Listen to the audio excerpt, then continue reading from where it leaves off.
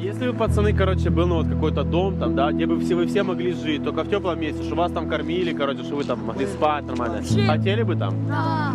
Yeah, they'll say yeah. Да.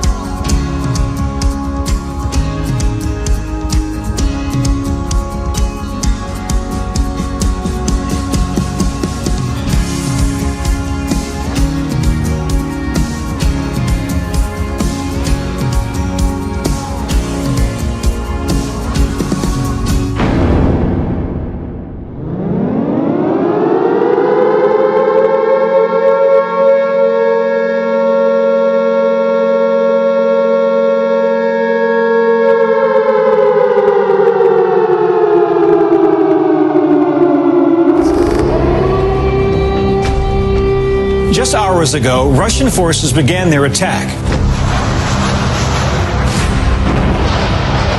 Kyiv might soon fall to Russian forces. The Russians will take control of Kiev within 24 hours. The Russian force is so much larger than the Ukrainian one. It's not a question of if Russia takes the capital, it's a question of when.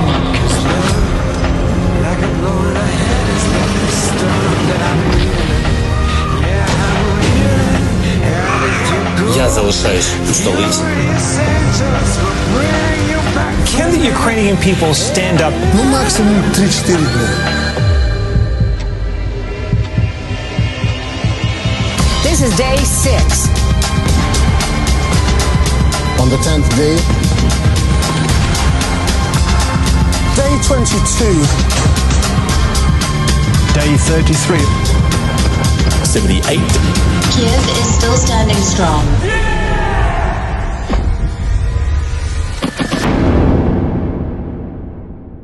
For nearly 2 decades, an Arizona man has called Ukraine home, running a nonprofit providing shelter and purpose for kids living on the streets. First at 4, Team 12's Josh Sanders spoke with Sean Johnson, who evacuated to Poland just days before Russia invaded and is still trying to get family members and kids to safety.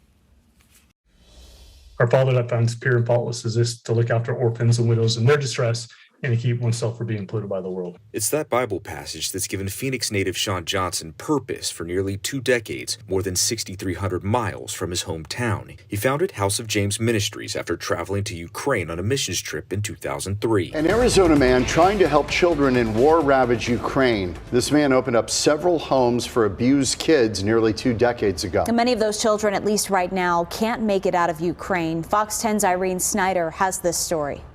As war rages in Ukraine, Arizona-born Sean Johnson forced to leave his home in Vinnytsia, a city in west-central Ukraine. He's keeping his family safe in Poland. Johnson says he moved to Ukraine 19 years ago to open children's homes. God was pulling my heart, and so I sold everything I owned, moved to Ukraine in July of 2003, and I started building homes for children who were abused and abandoned. Some of those children have also evacuated from Ukraine. Others, especially the older boys, have not been able to leave the homes located outside the city. Founder of House of James joins us now. Good morning to you, Sean. We understand that you and your foster homes have been greatly impacted by this war. Tell us how.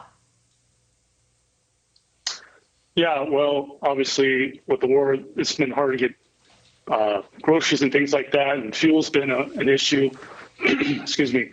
My family and I evacuated February 15th before the war happened, and one of our homes was able to evacuate like a week after the war started. How did you manage to escape? Well, so I kept getting phone calls from the State Department and telling us there's an imminent invasion. We suggest that you leave. We really didn't think it was going to happen. So my family kept on writing me from the States saying, leave, leave. And so I figured we'd just take a 2-week vacation to Poland. We had return tickets for March 3rd. And so we left just to be precautious. And then February 24th, the invasion happened. Wow. And your wife's parents, your in-laws, they live in Mariupol and they're still there. How are they doing? Yeah, so they've been in their cellar for 20-something days now, since March 2nd. We lost contact. We didn't have contact for 21 days until 2 days ago. We got a phone call from my mother-in-law. She was able to get up in the attic. She had a very bad phone signal, but she was able to call. And she just let us know we're alive, but we can't leave. Literally, there's bombing and shelling right outside our window. And so they went back in their cellar, and we haven't heard from them in the last 2 days. Scary stuff. How much worse do you fear the orphan situation in Ukraine will get once this war is eventually over? Yeah, I mean, millions of people have been misplaced, obviously, and, you know, we want to be ready to help all the children that are going to need help. It's hard to predict what's going to happen. Frightening stuff. Sean Johnson, thank you for what you do. We appreciate your time this morning. Best of luck.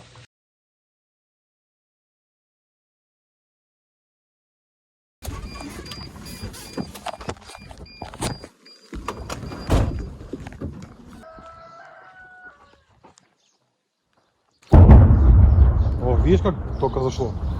А, это вышло. Ушло. Зашло. От нас, да? Это зашло, брат. Можно пару штук? Hey guys, appreciate the continued prayers. For those who saw my live video, asked you prayed that we can get through those muddy roads. What we did, we're finally unloading our last load of humanitarian aid, food and hygiene products to the people living here on the front lines. Right now it's a little quiet.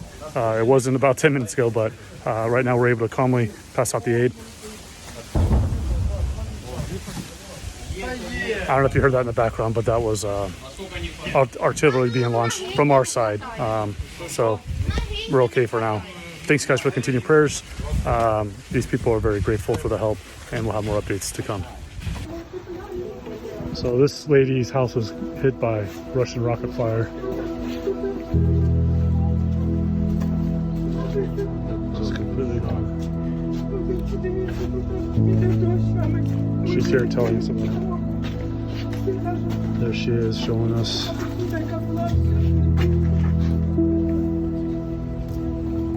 You know, she's crying and just telling us what's going on. It's hard to grasp all this.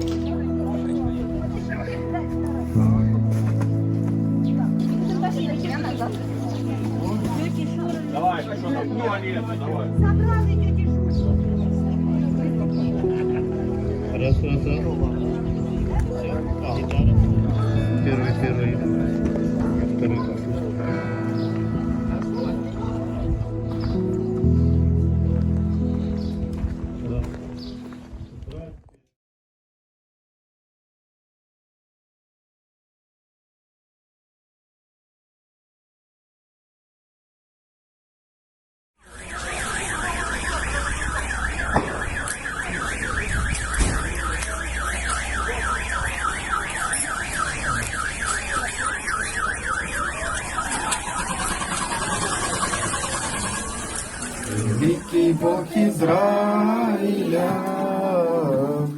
голос Его слышит, силе Его слов. Великий Бог Израиля, и возгремит Господь.